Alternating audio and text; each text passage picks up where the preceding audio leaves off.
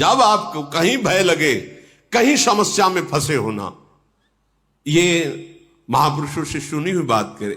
एक गरीब आदमी बेटी के ब्याह के लिए जमींदार, पहले जमींदार जन होते थे, तो उनके पास गए और कहा, मालिक हमारी बेटी का ब्याह है तो कुछ रुपए तो उनका कुछ धरो, उसके बदले में रुपए देंगे, सोना चांदी कुछ है। उन्होंने कहा, मालिक हमारा घर है, मेहनत करके कमाते हैं, बस उतना ही है, अब सोना चांदी होता तो हम आपके पास क्यों आते, तो घर की लिखा पढ़ी करवा ली।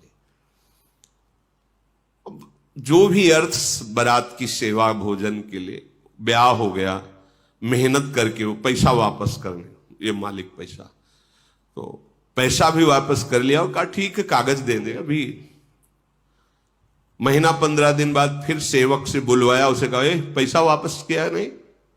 बोले मालिक उस दिन दे तो गए थे। बोले पैसा नहीं दिया, नहीं मिलेगा घर का कागज, घर खाली कर। तो नहीं मालिक हम तो पैसे दिए थे, आप कह रहे थे फिर कागज दे देंगे। तो थोड़ा बेईमानी करने के विचार में थे वो।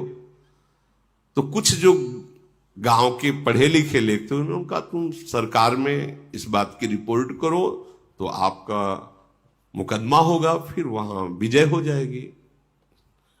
जब मुकदमा में तो दोनों को बुलाया गया, तो उनसे पूछा गया गरीब आदमी से कि तुम्हारा गवाही कौन है जब तुम इनको रुपए दे रहे थे? कहा मुझे गरीब का गवाही कौन है? कहा रघुनाथ जी थे।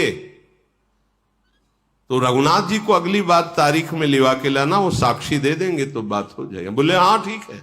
उसको विश्वास था कि कौन सी ऐसी बात है जो भगवान सुन नहीं रहे, कौन सी ऐसी बात है जो भगवान जानते नहीं है, कौन सी ऐसी जगह जहां भगवान है नहीं। तो जब कोई नहीं था भगवान तो थे ही ना, तो इसलिए कह दिया रघुनाथ थे। तो बोले अगली तारीख को रघुनाथ को हाजिर करना और वो गवाही दे देंगे। तो जमींदार खुश हो गया कि कोई तो था नहीं, हम थे, ये थे, और वो ये समझ नहीं पाया।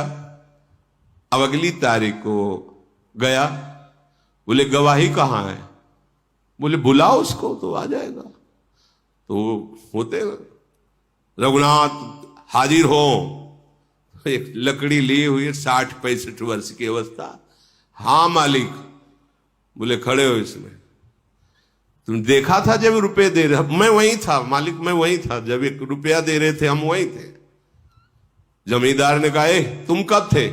बोले वो लाल वाली डायरी रखी ना, उसके 22वें पेज में जो तुमने लिख के रखा है उतने ही पैसे उसी समय वहां रखे। तो वो पैसे, क्योंकि पहले बैंक वाला काम नहीं था, वो अपने घरों में ही दीवालों में ऐसे छुपा, इतने नोट 100 की संख्या के इतने वो भगवान ही है, अभी भेजा जाए। भेजे गए वो डायरी, वो रुपया, जमींदार मुंह बगाड़ के रह गया। और वो जो गरीब आदमी था बार बार बूढ़े को देख रहा है कि मैंने कभी तो देखा नहीं। अब वहां कोई प्रमाण की जरूरत नहीं थी। दंड दिया गया, घर वापस किया गया, दंड दिया गया जमींदार को और उनका घर वापस किया गया और सम्मान दिया गया। अब सोचा कि अदालत के बाहर निकल करके मैं इस रघुनाथ से बात करूंगा कि तुम यार कहां थे, कौन हो तुम? पर विश्वास था कि भगवान, जो ही बाहर निकले तो न कोई वहां गवाह देने वाला कोई। बस मन में निश्चय किया जो मेरी गवाही देने के लिए साक्षी है, अब जीवन उन्हीं के लिए समर्पित, निरंतर नाम जपकर वो भगवत प्राप्त महापुरुष हो गया। हमें विश्वास करना चाहिए भगवान नाम में अपार सामर्थ्य है। यदि आपके पास नाम है तो आप सर्व समर्थ हैं। बस ध्यान रखना, डरना मत, कहीं मत डरना, अधर्म मत करना और नाम जप करना। जहां से तुम्हें डर लगे वहीं तुम खड़े होकर के आराम से बैठ करके, लेट करके चैन से देखो कौन सा डर तुम्हें छू रहा है।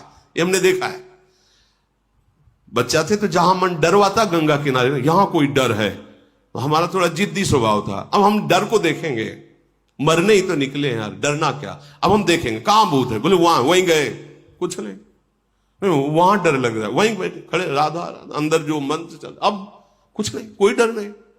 ये मन बहुत बदमाश है, इसकी कहने में मत बोलना।